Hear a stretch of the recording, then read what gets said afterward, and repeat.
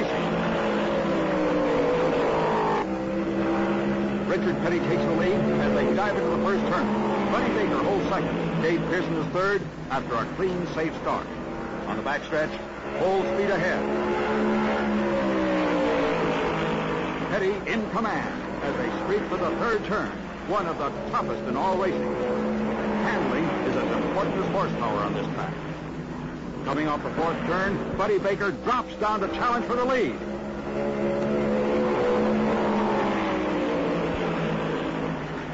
And Baker takes first place without a fight.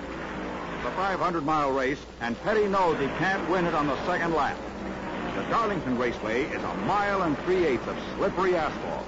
Most of the drivers say it's 1.5 lanes wide, and it's the half lane they worry about. Every vantage point of the infield is filled with fans, while those in the grandstands still haven't settled back in their seats. Baker leads, Petty is second, followed by Pearson and Yarborough. Pearson's in position to move. There goes Pearson, and again Petty doesn't fight for the spot. Petty is stock car racing's most successful driver, with more than 160 career victories. He knows what he's doing. Pearson is second ranked with 84 wins.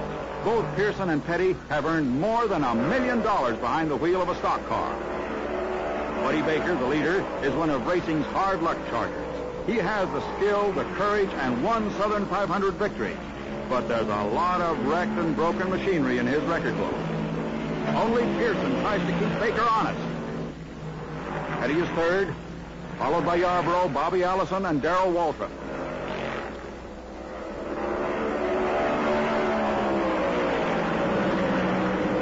They've run the early laps at better than 148 miles an hour, turning the 1 3/8 miles in less than 33 seconds.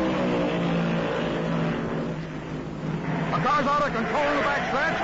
There's heavy traffic. Look out! Jerry Hansen in number 73 Chevy spins into the wall and bounces off into the path of Roy Maine. Maine's out of his car and seems to be okay. Hansen is trapped as the yellow flag warns all drivers to slow down. NASCAR insists on roll bars around every driver with extra reinforcement in the driver's side door. Hansen's pinned by the bent metal, but he's glad to be alive. Just before the impact, Maine turned his car to avoid a head-on collision. While the track is cleared, the leaders pit for gas and tires. After these pit stops, there will be a new set of leaders. Hansen's going to the field hospital. He's shaken, but not seriously injured. Fans are quiet, waiting for a report on Hansen. No one wants to see a man hurt. There's Hansen's car, with the reinforced door that probably saved his life. NASCAR, the National Association for Stock Car Racing, sets high safety standards. The green flag flies, and Darrell Waltrip sets the pace. He inherited the lead as the others pitted. Right behind Waltrip are NASCAR champion Benny Parsons, Bobby Allison, and Cale Yarborough. Pearson, Baker, and Petty are a few yards back. There goes Allison, putting Benny Parsons in his back pocket. Yarborough tries to follow Allison, but can't do it. The track is narrow, and Parsons is fast. Yarborough keeps the pressure on. He uses the traffic on the backstretch to get past Benny Parsons. The leaders must thread the needle at 150 miles an hour as they run up behind slower traffic.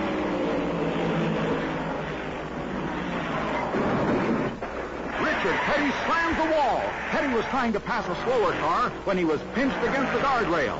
He's damaged both ends of his car. If Petty stays in the race, he'll earn points for the national championship. He wants to drive to the pits. Perhaps his crew can make the car run again. It won't go forward, so Petty tries reverse. Here's a second look at that accident. As Petty spun, other drivers managed to slip past or jam on the brakes. As Buddy Baker stood on the brakes, he was hit from behind by Richie Panch, who could not slow down in time. Baker was pushed to the wall, and his car may be seriously damaged. Petty ends up on the track apron as Baker heads for his pit. Baker who qualified at better than 150 miles an hour, is mad as a bull looking at a red flag. His car was really running, but after one look at that front end, Baker knows he's through for the day. Richard Petty's given up and walks back to the pits. His race car is coming in, on the hook. Baker, all 6 feet 5 inches, sees Richie Panch, 5 feet 7, coming into the pits. Richie's lucky his pit is at the other end of the road. Baker's crew decides to park it. The car is too heavily damaged to run. With another set of pit stops behind them, Bobby Allison is the leader, and he's closing on Dave Pearson, who has fallen off the pace because of an unscheduled pit stop. Allison gets by Pearson, putting him a full lap down. There goes Cale Yarborough following Allison. Yarborough's in second place.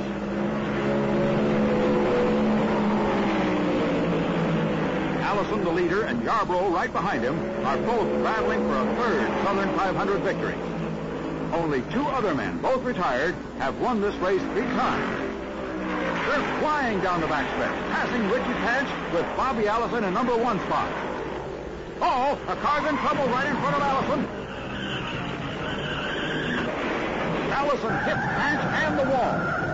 Cale Yarborough spins completely around and ends up on the apron without touching anything.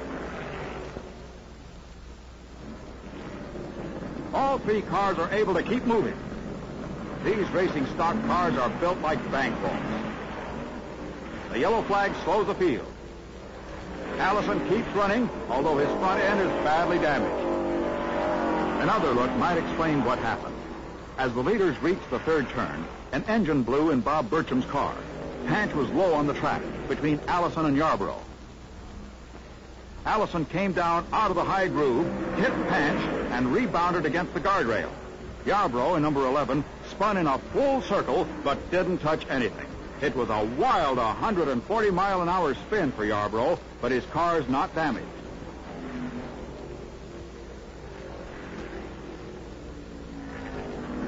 The yellow flag brings most of the field to the pits for fuel and fresh tires. Allison's car owner, Roger Penske, marks the spot on pit road for Allison. The left front is damaged. Allison's driving the only Matador on the NASCAR circuit. Yarborough Chevy is in the pits and no worse for wear. His crew changes tires. Spinning at racing speed wears them down like an eraser held against a grinding wheel. Tail's rolling, but Allison is having some quick body work done that will upset the aerodynamics of the car. Allison won't be able to run at top speed. The green flies again, and Benny Parsons, in number 72, is the leader, with Darrell Waltrip nudging his tailpipe. Richie Panch, involved in 2 accidents today, is still running. With Baker and Petty out, with Allison and Yarborough involved in accidents, and with Pearson a lap off the pace, this is a golden opportunity for older veterans like Parsons and for eager young drivers like Waltrip. Neither man has a major sponsor.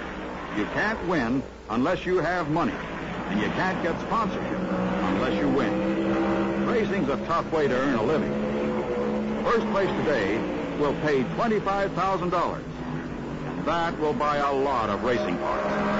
Parsons gets loose in turn 1, and Darrell Waltrip in number 95 Chevy grabs first place.